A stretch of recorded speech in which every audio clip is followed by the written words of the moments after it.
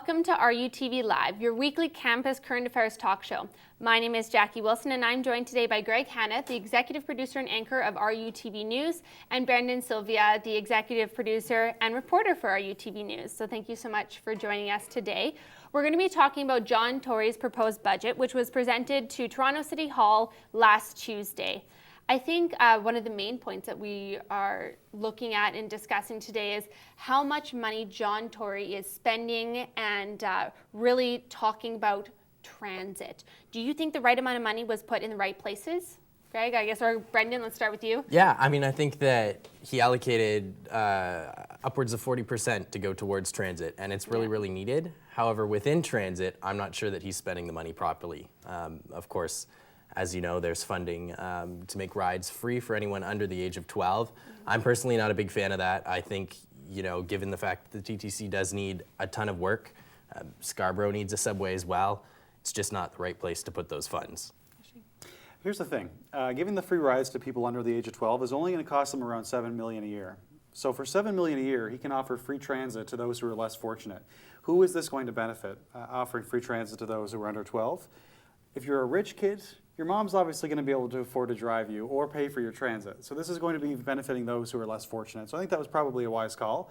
The trade-off, of course, is that yes, fares will go up for some people, but there's another trade-off in the sense that they're going to get more for that fare hike. So I think most Torontonians are probably reasonable and probably side with the mayor. And they probably think, for a small hike, I'm going to get more, and I'm about that. And I think, yeah, that's a huge point. My favorite aspect of it was the $433 million that was used to speed up the Gardiner Expressway. I know I want to shoot myself when I'm on that expressway and I'm just stuck there. So I think speeding up by 8 years is a huge benefit to me, and for that I am eternally grateful. I think everyone is. I think that is one of the most telling things about John Tory is that investment into the Gardiner Expressway. Over $400 million. A lot of people would say that's something that David Miller would do, like the former mayor of Toronto, who was very liberal, spend and spend, as some people would say.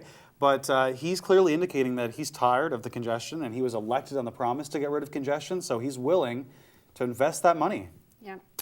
Yeah, exactly. You know, it's not like they're spending that money on ridiculous items like umbrellas for Sugar Beach. It's going towards something that's really going to help people out.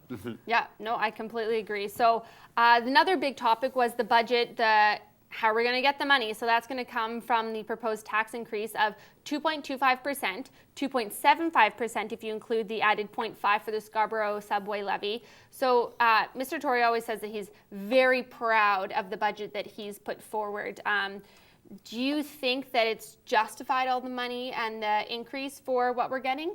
When he says I'm proud and I'm confident about my decision, really psychologically, I think, I'm dating a psychology student, so maybe this is where this is coming from, but John Tory seems to be in the back of his mind, he seems to be thinking about what people think of his decisions. He's conscientious of what people think of his decisions, so he's verifying or confirming to himself or reassuring himself that these decisions are worthwhile and that most people will support them. Yeah. So. Yeah. Well, I don't recall a tax hike being in his campaign platform, so I'm not sure that I could come out and say that I'm proud of doing something which I forgot to tell the public about. But with that being said, I think that it needs to happen. There's no other way. Yeah. He did flip-flop on the issue of the fare hike for Toronto transit users. He did say in the campaign that he wouldn't up those fares, but he obviously has. But I think that's probably someone who is realistic. That's of someone who is realistic. He was a candidate. Candidate Tory is different than Mayor Tory. He didn't have the official government documents in front of him, right? Yeah. So it's very difficult when you're a candidate to be able to say, I'm going to do this, I'm going to do that. So maybe he's just being a leader. Maybe he's being practical. Yeah, what you say to get elected is historically sometimes different than what actually happens in office. And we know that. We know that as Torontonians that's what happens. So I'm not surprised by it. The money has to come from somewhere. So people know that. People are reasonable. Yeah, there you go. So Mr. Tory has always made it a point that he wants to help the city's most vulnerable residents, which include the homeless. Do you believe that there was a big enough portion of money put towards helping those less fortunate people? More than there has been in years. That's true. More than was under Rob Ford. So I think it's an improvement. And a lot of people said John Tory's an elitist. He's a millionaire businessman who's going to come in and not care about the less fortunate. But here he is investing in shelter beds and also investing, like I said, in transit, allowing for the less fortunate to be able to benefit in a certain way. So it's in the eye of the beholder, I guess. What do you think? Yeah, I mean, I think that it's a good thing that he put those money towards more shelter beds. However, the one thing I would say is, I think they need to focus on making shelters a more desirable place to go, because it's one thing to have the beds, but if no one wants to show up to them, then it's not going to help anybody out. Let's keep in mind, though, this is his first budget. He was just elected in October, and I'm not saying that you disagree with this, but first budget for a mayor is always very boring. It's always made by a bunch of nerds in the back room, not by him, okay?